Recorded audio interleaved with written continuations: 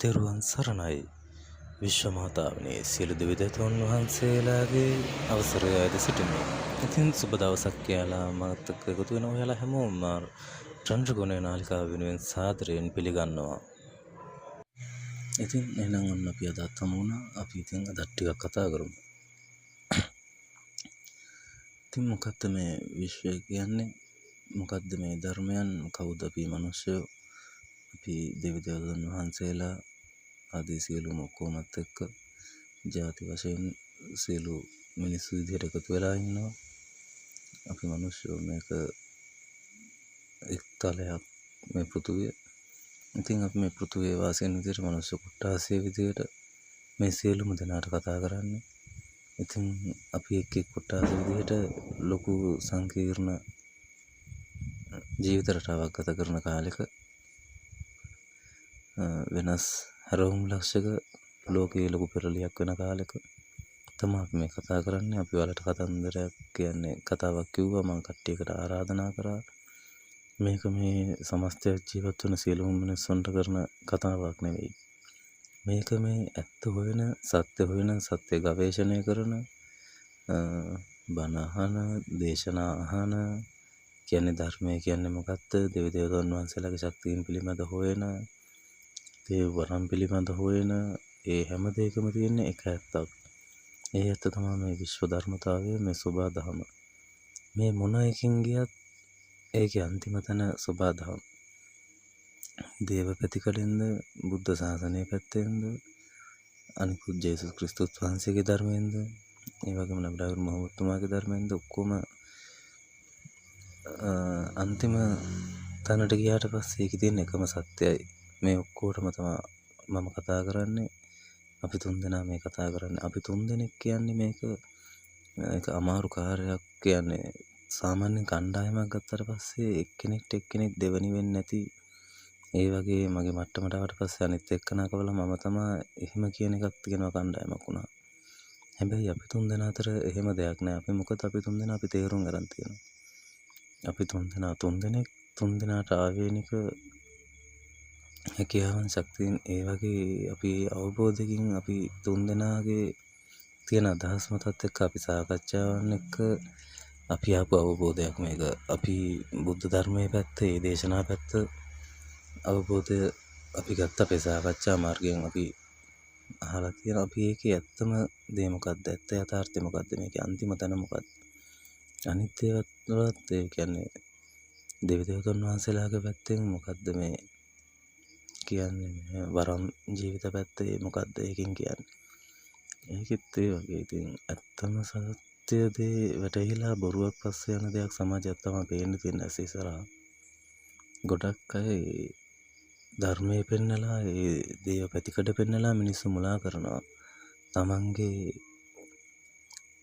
මේ වාසිය උදෙසා මිනිස්සුන්ව මුලා කරලා, තමන් මිනිස්සුන්ට බොරුවක් කරලා, තමන්ගේ ධනෙ බලය වැඩි කරගන්න එකක් සමාජයේ වෙනත් ප්‍රතිරූපයක් ඇඳුම් බැලඳුම් වලින්, ක්‍රියාකලාප වලින් පෙන්වන සමාජයක් තමයි තියෙන්නේ. ඒ අතර ඉන්නවා බොහොම වැදගත් විදිහට මේ ශාස්ත්‍රය කරගෙන යන ගුරුතුමන්ලා. මම ඒක දැකලා තියෙනවා. යාළගේ දේශනා අහලා තියෙනවා. යාළ කොහොමද කරන්නේ? යාළ සිසු පිරිස හරියට හදාගෙන යනවා, මිනිස්සුන්ට යහපත් දෙයක් දෙනවා. මේ අපි කියන ආලෝකය පත්තු කරන, ඒ තමන්ගේ ආලෝකය දැල්ව ගන්න විදිහලා හරි විදිහට සමාජගත කරන පිරිසකුත් ඉන්නවා. අර වගේම කියන්නේ වැරදි අයත් ඉන්නවා, හරි අයත් ඉන්නවා. ඉතින් අපි මේ වැරදි හරි හැමදේමත් එක්ක හරිම දේ අපි කරමු. අපි මිනිස්සු, අපි මේක වෙනස් කරන්න ඕනේ. අපිට තමයි මේ පෘථිවියේ පැවැත්ම හරි දේ, ඇත්ත ධර්මය අවබෝධ කරගන්න අපේ හිතේ සතුට ඇති කරගෙන ඔක්කොම මිනිස්සු වශයෙන් එකට එකතු වෙන්න තියෙන්නේ. විශ්වයම අපි ඔක්කොම විශ්ව, අපි ඒව කලින් වීඩියෝ වලදී කතා කරා. ඒකත් එක්ක දැන් අපි කතාවක් කිව්වා. හැබැයි වලට ඒක හැදෙන විදිය, හිත හදාගන්න කිව්වට කවුරුත් හැදෙන විදිය හරියට කියන්නේ. පහනක් පත්තු කරගන්න කියලා මං කියනවා. ඒ වුණාට ඒක කරන්නේ කොහොමද කියන එක මං ඔයාලට කිව්වේ නෑ මේ. ඔයාලට ප්‍රශ්නයක් ඇති. හැබැයි දන්න කට්ටිය දැනගත්තත් ප්‍රශ්නයක් තියෙන පිරිසකුත් ඉන්නවා මේකේ. ඉස්සෙල්ලා තමන්ට ප්‍රතිපත්තියක්. ඒ ප්‍රතිපත්තිය තමයි බුදුරජාණන් වහන්සේ පන්සිල් පද පහකින් දුන්නේ. ඒ කියන්නේ තමන්ට හදාගන්න බැරි දේ නීති ටිකක් දීලා තියෙනවා. ඒ ශික්ෂාපදය ආරක්ෂා කරන්න කිව්වට පස්සේ ඒකෙන් ආරක්ෂා වෙද්දී Taman තුල ප්‍රතිපත්තියක් ගොඩ නැගෙනවා. ඒ ප්‍රතිපත්තිය අපි ඒක කියලා ඒක ගොඩනගා ගන්නවා වගේම අපි අපිට දෙයක් දුන්නාට පස්සේ අපිට ඒ දේ අපි තුලින් ගොඩනගා ගන්න පුළුවන්. මම පණ ඇති සතෙක් මරන්නේ නැහැ, මම අනුන්ගේ දෙයක් හොරගම් කරන්නේ නැහැ, මම කාමයේ වර්ධව හැසිරෙන්නේ නැහැ, මම බොරු කියන්නේ නැහැ, මම සුරා පාවිච්චි කරන්නේ නැහැ. ඒ වගේ Tamanට ගොඩනගෙන ප්‍රතිපත්ති ටිකක් තමයි මේ පන්සිල් පදවල තියෙන්නේ. අපි මේ පන්සිල් පද රැක්කේ නැත්තත් Tamanට ප්‍රතිපත්තියක් Taman දාගන්න ඕනි ඉස්සල්ලා. දැන් මස් මාළු කනවා කියන එකයි මරනවා කියන එකයි දෙකක් වුණත් Taman කන හින්දා සතෙක් මරනවා කියන එක එතන තවත් පැතිකඩක්. ඒ වගේ අපිට හිතන්න පුළුවන්. එතකොට දැන් කියමුකෝ අපිට අපේ ගුණධර්මය වර්ධනය කරගන්න ඕනේ. දැන් අපි කවුරුත් අපිව බොරු කියලා රවට්ටනවට අපි කැමති නැහැ. දැන් අපි Taman ළඟ ඉන්න Tamanගේ බිරිඳ, Tamanගේ පෙම්වතිය වෙන කෙනෙක් එක්ක ඉන්නවට Taman කැමති නැහැ. හැබැයි Taman ඒ දේ යාට හොරෙන් කරනවා නම් එතකොට ඒකේ වැරදි පැත්තක් Tamanට පේන්නේ නැහැ. මේ සමාජ බහුතරයක් කරන්නේ ඒ දේ හින්දා Tamanුත් ඒ දේ කරනවා. ඒ වගේ අතින් ගොඩාක් සමාජ පිරිහිලා තියෙනවා. එතකොට අපි ඉස්සෙල්ලම කරගන්න ඕනේ Tamanට අවංක වෙන්න කියන්නේ ඒක. Taman තව කෙනෙක්ගෙන් බලාපොරොත්තු වෙන අවංකත්වය Tamanටම දාගත්තාම කවුරු දැක්කත් නැතත් Tamanට අවංකයි කියන්නේ Tamanගේ ඇත්ත ස්වරූපේ Taman ඉන්නවා. Taman කාටවත් වැරද්දක් කරන්නේ නැහැ. තව කෙනෙක් ඒක වැරදි කියලා දකින්න පුළුවන්. හැබැයි නෑ Tamanගේ හිත දන්නවා නෑ මං වැරදි නෑ කියන එක. ඒ හිතනට ඉස්සෙල්ලා අපි එන්න ඕනේ. එතකොට මම බොරුවකින් රැවටෙන්නේ නැත්තම් මම තව කෙනෙක්ට බොරුවක් කියන්න හොඳත් නෑ. මම තව කෙනෙක් මට බොරු කරනවා, මට වෙනස් කරලා යා වැරදි විදිහට හැසිරෙනවා කියලා මම ඒක කරන එක නෙමෙයි. මම ඒක කරන්නේ සමාජය අනිත් අය ඕන දෙයක් කියපු දැන්. හැබැයි මම එතන ඉන්නවා. හැබැයි අපි මේ කරන කියන දේවල් අපි කාටවත් පෙන්වන්න ඕනේ නෑ. අපි එතන ඉන්න ඕනේ. දැන් අපේ මේ සමාජය ඇතිලා තියෙන්නේ බොරුව මත. සාමාන්‍යයෙන් සමාජය යන්නේ යාළගේ යන විදිහට. මේ ඇත්ත විදිහට යනකොට යා පිස්සෙක් වගේ මට්ටමකට ඇදලා දානවා. හැබැයි අපි කාටවත් මේ දේ පෙන්වන්න ඕනේ. අපි යාළත් එක්ක සාමාන්‍ය විදිහට ඉන්නවා. ඇත්ත කරන මනුස්සයා කවදාවත් පෙන්වන්නේ නැහැ. බොරුව කරන එක තමයි පෙන්වන්නේ. ඒ වගේ ඉතින් අපි අපේ ගුණධර්ම ටික හදා ගන්න ඕනේ. සාමාන්‍යයෙන් ගමනක් පටන් ගන්න මේ ධර්ම මාර්ගයේ ගමන් කරන්න Tamanට ප්‍රතිපත්තියක් Taman විසින් ගොඩනගා ගන්න ඕනේ. Taman එක ටික දවසට එක ගුණධර්මයක් ඒ වගේ ටික පරිපූර්ණ කරගන්න ඕනේ. ඒක අමාරුයි. එතකොට ගස්ටන එනවා. ඒ ගස්න වලට හයියක් වෙන්න අපි ඉන්න ඔයාලත් එක්ක මේක අපි අත්දැකීමෙන් කතා කරන්නේ. අපි මේ කරන දේවල් කියන්නේ අපි නොකරන දෙයක් කියන්නේ. හැබැයි අපි මේ කරනවා කියලා අපි පෙන්නවුවේ නැහැ. පෙන්වන්න යන්නෙත් නැහැ. අපි රැකියාවල් කරනවා, අපි පෞල් ජීවිතයක් ගත කරනවා. ඒ වගේම මේ සමාජ මිනිස්සු හැමෝමත් එක්ක ඉන්න ගමන් තමයි මේ වීඩියෝ එකක් පවා කරනවා කියන එක, මේ channel එකක් කරනවා කියන එක අපිත් එක්ක ඉන්න කවුරුවත් ළඟ කවුරුවත් දන්නේ නැහැ. ඒ වුණාට අපි අපේ දේ අපි කරනවා. ඒක තමයි සමාජයට දෙන ආදර්ශය. අවවාදයට වඩා ආදර්ශය. අපි මේ කියනවට වඩා දෙයක් කරනවා.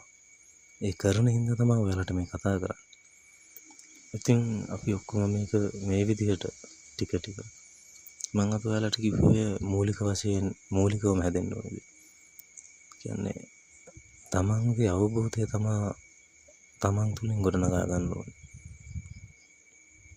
අපි කවුරුත් කියනවට නෙමෙයි. දැන් අපේ රට අපි ගත්තට පස්සේ මම පොඩි කාලේ ඉඳන් මම බණ අහනවා. බණ අහලා තියෙන අපි බණ ගෙවල් වල එක්ක යනවා, පන්සල් එක්ක යනවා.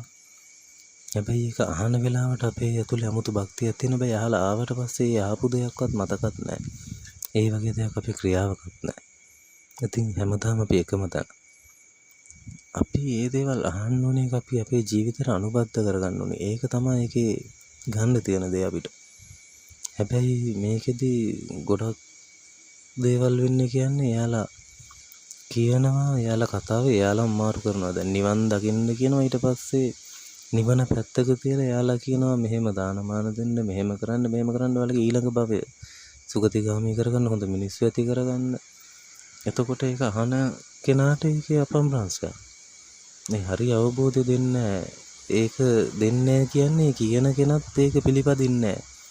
එයාටත් ඒ ගුරු ඇසුරක් අසුරෙන් ඒ කලින් ස්වාමීන් වහන්සේලා කරපු විදිය, කලින් පූජකවරු කරපු විදිය, තමන්ගේ ගුරුවරු කරපු විදිය, ඒ විදිය තමයි එයාලත් ඒ කියනවා.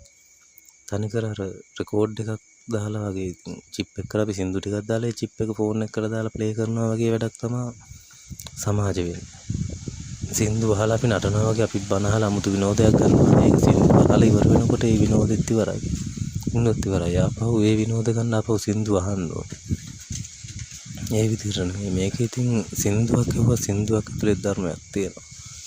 මේ හැම දෙයක් ඇතුලේම ධර්මයක් තියෙනවා. ගහකොළ වැලි ගැටේ මොහොත හැමතැනම මේක 아무තු පරාසයකට වීදලා යනවා. ඉතින් මේ ඔක්කොම විශ්ව පණිවිඩ. හැමෝම හොයන්නේ විශ්වයෙන් පණිවිඩයක්. විශ්වය කියන්නේ මිනිස්සෙක්. මේ ඔක්කොම දෙවියන් වහන්සේලාගේ ආකර්ෂණීය ශක්තිය ගන්නේ තමන්ගේ ගුණධර්ම මත තමයි ඒ ශක්තිය පිහිටන්නේ. තමන්ගේ ප්‍රතිපත්තියක් මත තමයි ඒ ආශිර්වාදයක් පිහිටක් ලැබෙන්නේ. අපි දෙවියන්ගේ ශක්තියක් ආකර්ෂණයක් බලන්නේ අපි දෙවියන්ගෙන් දෙයක් ඉල්ලනවා විතරයි.